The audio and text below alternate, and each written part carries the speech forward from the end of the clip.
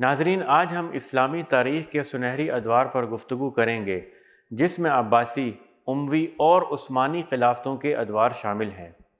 یہ ادوار علم، عدل اور ترقی کے لحاظ سے نمایاں رہے ہیں اور ان کی عظمت آج بھی تاریخ کے اوراق میں محفوظ ہے۔ عباسی خلافت کا دور اسلامی تاریخ کا ایک نہایت اہم اور سنہری دور ہے۔ 750 میں عباسی خاندان نے خلافت کی بنیاد رکھی اور بغداد کو اپنے دارالحکومت کے طور پر چنا۔ بغداد اس وقت دنیا کا علمی مرکز بن گیا تھا جہاں بیت الحکمت جیسے ادارے قائم کیے گئے۔ یہاں دنیا بھر کے علماء اور سائنسدان جمع ہوتے تھے اور مختلف علوم و فنون پر تحقیق کرتے تھے۔ عباسی خلفاء نے علم و دانش کی سرپرستی کی اور یوں بغداد نے دنیا بھر میں علم و فن کا مرکز بننے کا اعزاز حاصل کیا۔ اس دور میں علم نجوم، طب، فلسفہ اور ریاضی کے شعبوں میں نمایاں ترقی ہوئی۔ اموی خلافت کا دور اسلامی تاریخ کا ایک اور شاندار دور ہے۔ 661 میں اموی خلافت کی بنیاد رکھی گئی اور دمشق کو دارالحکومت بنایا گیا۔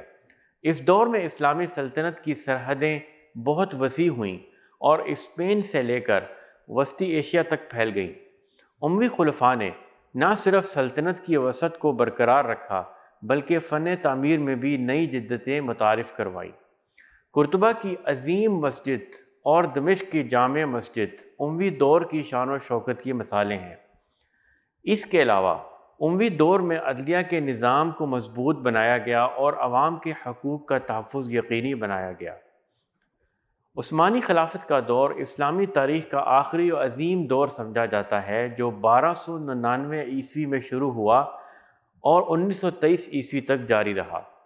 عثمانیوں نے اسلامی سلطنت کو بر اعظموں تک پھیلا دیا اور اسلامی ثقافت و تمدن کو بلندیوں پر پہنچایا۔ عثمانی دور میں استنبول کو فتح کیا گیا اور اسے سلطنت کا دارالحکومت بنایا گیا۔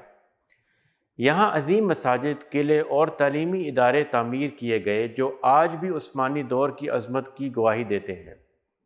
عثمانیوں نے عدل و انصاف کے نظام کو بہتر بنایا اور عوام کی فلاح و بہبود کے لیے کئی اقدامات کیے۔ ناظرین، اسلامی سلطنتوں کی عظمت کا راز ان کے علم، عدل اور اتحاد میں پوشیدہ تھا۔ یہ ادوار ہمیں یاد دلاتے ہیں کہ جب بھی مسلمانوں نے علم و دانش کو فروغ دیا، عدل و انصاف کو مقدم رکھا اور اتحاد کو مضبوط کیا، وہ دنیا میں ممتاز مقام حاصل کرنے میں کامیاب ہوئے۔ آج ہمیں ان سنہری ادوار سے سبق سیکھنا چاہیے اور ان اصولوں کو اپنانا چاہیے تاکہ ہم ایک بار پھر دنیا میں علم، عدل اور ترقی کے لمبردار بن سکیں۔ اللہ تعالیٰ ہمیں اپنی تاریخ سے سبق سیکھنے اور اس پر عمل کرنے کی توفیق عطا فرمائے، آمین۔